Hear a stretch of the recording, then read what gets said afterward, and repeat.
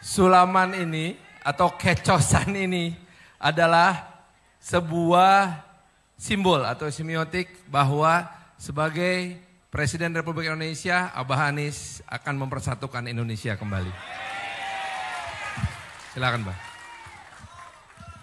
Baiklah, karena ini bentuknya harus langsung tanya jawab, maka Mbak Anies mau pilih duduk di mana? Di kursi ini atau di kursi yang di atas? Pilih kursi yang stabil. Ini panasnya nih, stabil nggak? Aman lah, aman. Aman lah ya? Kita ini di kursi manapun juga senang-senang saja. Alhamdulillah. Walaupun memang saya sekarang sedang mempertahankan kursi, Bah.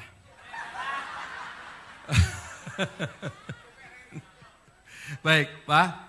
Saya dapat jatah 2 pertanyaan, baru saya akan lempar pada Anda semua. Pertanyaan pertama, ini menyangkut masalah hak demokrasi kita dalam budaya Indonesia. Apakah Abah akan melakukan normalisasi terhadap organisasi yang pernah dibubarkan oleh negara beberapa tahun terakhir ini? Sebut aja namanya, jangan takut. Oh ya udah. Ini. Gimana? Malah saya yang tanya yang takut, tapi saya yang jawab yang takut. Apakah Abah akan melakukan normalisasi terhadap FPI dan HTI? Ya, gini. Saya sebelum jawab itu saya mau bilang terima kasih dulu.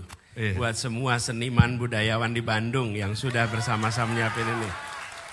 Kang Rosid terima kasih, instalasinya dahsyat. Kemudian saya kalau ke Bandung biasanya nyempetin ke tempat Kang Rosid. Ini lagi masa kampanye jadi gak bisa mampir Kang. Kemudian Kang Iman Soleh, ini ledeng, ini komunitas ledeng luar biasa. Makasih. Dan semua saja yang hadir di sini. Dan ini adalah memang saya bilang kita ingin agar proses demokrasi kita ini lebih dialogis, lebih terbuka. Lebih siap untuk berbicara ke depan. Kenapa? Karena yang sedang kita pertimbangkan untuk diberi kewenangan itu bukan sekedar milih orang untuk fotonya dipasang di ruang kelas, betul nggak, Kang Pan? Betul. Tapi kita sedang milih orang untuk nantinya dimintai peran atas nama rakyat, atas nama negara mengambil keputusan. Karena itulah kita pengen tahu bagaimana cara berpikirnya, bagaimana cara mengambil keputusannya supaya rakyat bisa ngecek seberapa sama saya dengan dia. Seberapa sama, belum tentu 100% sama. Tapi paling tidak bisa tahu. Kalau tidak ada dialog dan cuma foto-foto aja, nanti kita keliru seperti pernah kita alami dulu-dulu. Betul nggak? Iya. Loh, kita nggak tahu calon berpikirnya bagaimana, cara ngambil keputusannya gimana. Kerakyatan itu bukan ditunjukkan dengan foto, kerakyatan itu ditunjukkan dengan pikiran, gagasan, dan perbuatan. Ya. Jadi karena itulah kemudian kami merasa terima kasih siapapun yang menyelenggarakan acara ini menjadi kesempatan untuk semua nyocokin kalibrasi. Ya. Nah kemudian kembali kepada apa yang ditanyakan oleh Kang Farhan tadi. Negara ini adalah negara hukum. Setiap warga negara memiliki hak untuk berserikat, berkumpul, melakukan kegiatan apapun juga. Negara tidak bisa mengatur pikiran orang. Negara tidak bisa mengatur perasaan orang. Yang negara bisa atur adalah perbuatan. Bila melakukan perbuatan yang melawan hukum, maka hukum akan mengambil tindakan untuk didisiplinkan. Betul ya? Jadi pikirannya, nah kita harus menghormati pikiran. Kadang-kadang kita ingin menyamakan pikiran. Kadang-kadang tanpa sadar kalau ada orang beda pikiran harus sama dia dengan saya. Nggak boleh. Nggak boleh. Dalam ruangan ini saja belum tentu semua pikirannya sama. Dan negara tidak pernah bisa mengatur pikiran. Kita mengatur perbuatan. Jadi bila kemudian ada organisasi yang melakukan tindakan melawan hukum, maka hukum akan berlaku pada organisasi itu, apapun organisasinya, dan kemudian dibuktikan di pengadilan. Nah, apa yang sudah menjadi keputusan pemerintah, itu keputusan pemerintah. Sudah jalani kemarin.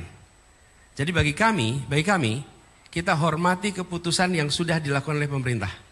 Setuju apa tidak setuju keputusan itu sudah dibuat, sudah terjadi. Ke depan kita akan pastikan semua organisasi yang menurut pemerintah keliru, maka pemerintah akan membawa ke pengadilan dan pemerintah akan menunjukkan kepada rakyat di mana salahnya. Tapi ketika saya bertugas sebagai presiden, saya tidak akan membubarkan. Saya akan membawa ke pengadilan, minta pengadilan membubarkan. Bila melakukan pelanggaran hukum. Kenapa? Karena kami menghormati institusi pengadilan. Yang sudah kejadian sudah. Tapi ke depan kita hormati pengadilan. Dan disitulah negara demokrasi. Karena kalau tidak nanti negara ini dijalankan pakai selera. Kalau pakai selera apa? Gini nih, ketika yang dibubarkan oleh negara organisasi yang kita tidak setuju kita tepuk tangan. Oke? Nanti satu saat negara bisa berbalik. Dia akan membubarkan organisasi yang kita berada di dalamnya. Dan kita mau bilang apa waktu itu? Tidak bisa berbuat apa-apa. Toh kita sudah membiarkan negara untuk membubarkan tanpa mengikuti kaidah-kaidah hukum sebuah negara hukum. Itulah sebabnya saya sampaikan, yang kami ingin usahakan adalah menjaga republik ini jangan sampai menjadi negara kekuasaan. Tapi harus menjadi negara hukum. Kalau negara hukum, saya harus bawa ke pengadilan, kejaksaan bawa ke pengadilan. Bila saya menemukan si X menurut hemat kami melakukan pelanggaran, bawa ke pengadilan, bawa ke pengadilan. Kembalikan itu. Tapi kalau tidak, akhir-akhir ini kita menemukan, saya beri contoh. Kita membiarkan penyimpangan-penyimpangan itu bergerak pelan-pelan. Ada misalnya pembubaran organisasi, udah kita diamkan. Kenapa? Karena kami nggak cocok dengan organisasi itu, biarin aja. Ada undang-undang ditetapkan tanpa ada pembahasan, kita biarin aja. Tidak ada pembahasan yang panjang. Mau contoh IKN, ada pembahasan panjang? Tidak. Jadi cetok. Omnibus Law, memang dibahas panjang? Tidak, cetok. Lalu kita biarkan itu. Diam terus. Semua itu bergerak sampai satu saat baru pada terkejut ketika MK kejadian. Baru, waduh, kok jadi begini? Sudah terlambat. Sudah terlambat, karena itu sekarang kami punya waktu 17 hari lagi nih sekarang ke depan. Pilihan kita dua, mau menjadikan negara ini negara kekuasaan atau mau menjadikan negara hukum. Kalau menjadikan negara hukum maka kami menganjurkan pilih yang menempatkan hukum sebagai supremasi dalam pengambilan keputusan. Kalau negara kekuasaan, kekuasaan yang akan mengatur hukum. Nah, disitulah menurut saya penting. Jadi jawabannya yang sudah terjadi sudah, tapi ke depan seluruh ketentuan mengikuti prosedur hukum di mana pengadilan yang menetapkan bukan keputusan dari pemerintah. Gitu ya.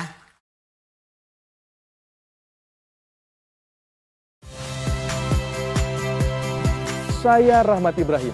Saksikan program-program Kompas TV melalui siaran digital, pay TV, dan media streaming lainnya. Kompas TV, independen, terpercaya.